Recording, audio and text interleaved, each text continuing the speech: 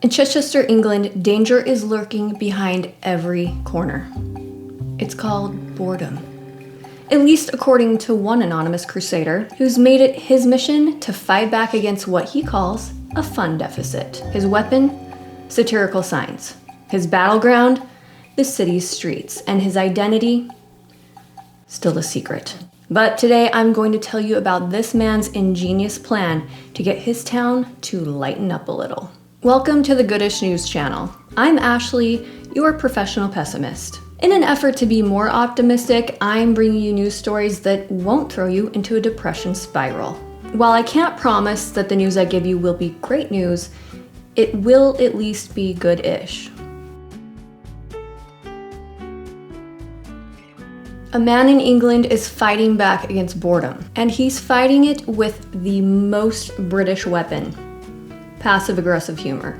The anonymous guy goes by the Chichester Anti-Recreation Partnership, or CARP, which is how I'll be referring to him, although I do not believe him to be a bottom feeder. CARP's whole mission is to point out just how mind-numbingly dull his town of Chichester is. According to him, it's overregulated, under-fun, and way too focused on the older generation. And considering that about half the town's population is over 50 years old, he might be onto something. The place seems to have a curmudgeonly feel to it. CARP uses fake warning signs, fake attractions, and anything else that calls out Chichester's no fun allowed vibe. Apparently, the city has a plethora of nursing homes and a few more that may or may not exist. He also brings attention to things like the city's poor sewage system and infrastructure. I love that this is posted near an outdoor retailer. Genius. CARP believes humor can lower people's defenses and open them up to considering community problems differently. And he's not wrong about that. I'll explain in a minute. The city council doesn't exactly love this. They remove the signs when spotted, but CARP sees his campaign gaining momentum. He's not just trolling. His real hope is to encourage more nightlife, children's play areas, and overall vibrancy in Chichester. Saving the people from pink eye is a necessary public service that doesn't get enough credit. Meanwhile, the city council fired back with a very official, "actually, we're fun" statement. They pointed to things like street parties, investment in playgrounds, and laser light shows. The council says it's investing in play area refurbishments and has launched a group to gather young people's views on city events. CARP feels his efforts help make the city a better place by sparking smiles, conversations, and new perspectives. I feel like CARP and I could be very good friends. His tactic isn't new. It's actually ancient. Satirical protest and art activism go back thousands of years. Take ancient Egypt, for example. This artist drew a scene where cats were servants and mice were pharaohs. Due to the lack of textual evidence, modern-day Egyptologists can't say for sure that the artist was protesting the state of affairs, but many people think that this was a way for artists to state their dissatisfaction. Just think about it. Imagine living under a powerful ruler you didn't dare criticize, so instead you just drew him as a portly mouse. The artist may have been voicing his opinion of the ruling class, or maybe the artist just thought it would be a funny drawing.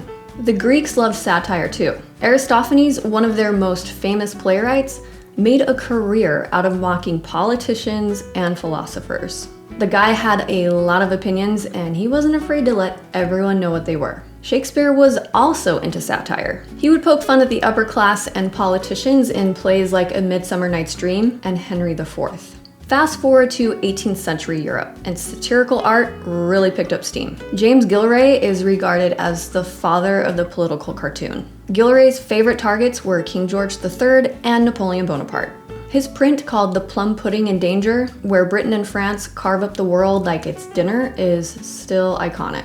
It's made to make a statement about the war between Britain and France. Satirical protest is still a very popular way for artists to state their opinions. Of course, in our time, we've got Banksy. His works like No Ball Games or Love is in the Air blend humor and protest to comment on over-regulated childhoods, peace, and resistance. Love is in the Air appeared on a wall in Israel. The masked man looks like he's about to throw a Molotov cocktail, but he holds a bouquet of flowers instead. CARP may not be at Banksy level fame, but he's playing from the same rulebook.